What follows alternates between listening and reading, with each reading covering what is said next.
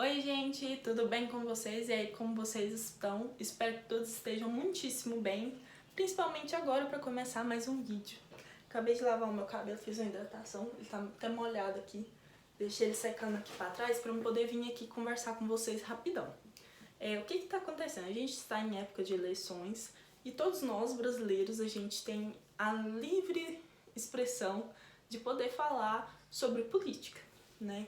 Então nós pessoas que já passamos por uma ditadura militar nesse país, a gente sabe o tanto que é ruim você não ter o seu direito de falar o que você pensa, dar o seu posicionamento político, o seu posicionamento livre, você poder falar do governo, você ter a sua vida, você poder expor ela, né? Você puder conversar sobre o assunto que você quiser, sem você ter o medo de acabar sendo preso, sem você precisar passar por um interrogatório, sem a polícia ou o exército entrar na sua casa e vir te prender. Então, assim, qualquer pessoa que tem um conhecimento básico de história, né, ela sabe que o Brasil já enfrentou isso, né? Então, assim, hoje a gente luta por um país livre, por um país que tenha expressão, por um país que ele possa ter o seu posicionamento político, que as pessoas estudem história para a ditadura nunca mais voltar.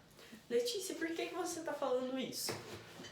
Hoje eu tenho 21 anos, né? Eu não vivi na época da ditadura, mas eu vivi na época do governo PT.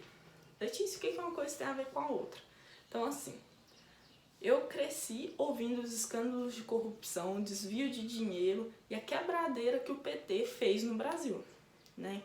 Então, assim, eu cresci ouvindo tudo isso. Eu pensava assim, nossa, meu Deus, o Brasil é um país horrível, porque aqui só tem roubo, só tem corrupção, aqui só tem desvio de dinheiro, todo dia milhões e milhões desviados, e aí petrolão, mensalão e não sei o que, e Petrobras pra cá, Petrobras pra lá, e Odebrecht que fecha e não sei o que, e triplex, e papapá, e aquele monte de coisa que passava no jornal todo dia. Então, o que eu fiz? Eu parei e eu fui estudar. Eu fui entender o que foram o governo do PT no Brasil, né? Então, assim, quando eu parei para ler e para estudar, eu fiquei horrorizada com a situação do Brasil. Então, assim, em 2018, as pessoas elas votaram no Bolsonaro, às vezes até sem conhecê-lo, porque elas queriam dar um basta no governo do PT. Passou o Lula, passou a Dilma, passou o Temer, e sempre aqueles escândalos, toda aquela roubalheira. Então, elas viram no Bolsonaro uma pessoa que poderia dar fim na corrupção no Brasil, né? Então, assim, quando as pessoas votaram no Bolsonaro, eram chega de PT. E hoje em dia, quando as pessoas votam no Bolsonaro, elas pensam o seguinte: eu não quero que o meu país seja igual era, né? Por quê? Pra quem não sabe, o Lula, ele defende causas um pouco complicadas, né? Se você parar para ler o plano de governo dele, né, ele trata a situação do aborto como uma questão de saúde pública. Você pode concordar com isso ou não. Eu, na minha opinião, não concordo com isso, né? Eu acho que pessoas cristãs, independente se é católico, se é evangélico, elas deveriam prestar um pouco mais de atenção no que o seu candidato propõe. Principalmente o que? Se você perceber, o Bolsonaro sempre vem com falas falando Deus acima de tudo, Brasil acima de todos, né? Então ele traz uma questão patriota, ele traz uma questão do hino, traz uma questão da bandeira, traz uma questão do Brasil se levantar politicamente, né? Se levantar, trazer um Brasil mais ativo, um Brasil que tenha mais posicionamento, né? E o que acontece? Eu ouvi até uma pregação de um padre falando assim, ó, que uma pessoa que ela se diz batizada, se diz crismada, e ela acaba apoiando o Lula, eu acho que ela não concorda totalmente com os dogmas da igreja, né? Porque uma pessoa que ela defende o aborto, ela não pode se dizer católica, né? Não estou aqui para julgar nenhuma religião, não estou aqui para julgar o seu feminismo também, né? Eu estou apenas trazendo fatos, né? As pessoas dizem que vão votar no Lula por causa de causas LGBT. Ok, beleza, concordo com o seu posicionamento. Mas o que as pessoas elas não lembram, ou elas não querem lembrar, é dos pronunciamentos do senhor Lula, falando das cidades, tudo bem, né? Eu não vou questionar nada sobre isso. As pessoas, elas falam que só os nordestinos, né, vão votar no Lula, porque o Lula criou o Bolsa Família e tudo mais. Eu não sei se você se lembra, mas na época do Bolsa Família, supondo que você ganhasse R$ 150 do Bolsa Família. Na verdade, o Bolsa Família foi uma junção de pequenos negócios que já existiam, tipo vale transporte, vale gás, vale alimentação, que foi juntado e transformado no Bolsa Família. Né? Então ele não foi uma criação do zero, já existia no governo do Henrique Collor, né? Então assim, Fernando Collor? Diz Henrique Collor. Esqueci o nome do presidente, mas não importa. Outro cara lá, Collor. Já existia no governo dele, né? Então assim, o que acontece? Quando as pessoas elas lutam por algo, elas têm que se posicionar politicamente. Eu, por exemplo, meu nome é Letícia, eu sou formada técnica em agronegócio e recursos naturais. Então, eu não posso votar em uma pessoa que diz que o agronegócio é fascista e direitista. Então, assim, eu ainda quero ter emprego, né?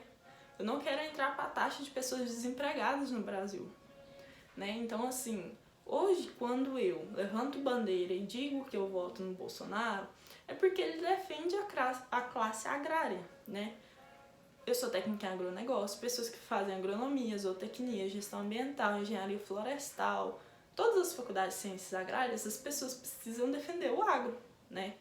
Produtores rurais, fazendeiros, pessoas que têm lavoura, pessoas que têm um pequeno canteiro de horta em casa, são pessoas que fazem produção de agricultura urbana. Essas pessoas, elas sabem quanto que o agro impacta no Brasil, né?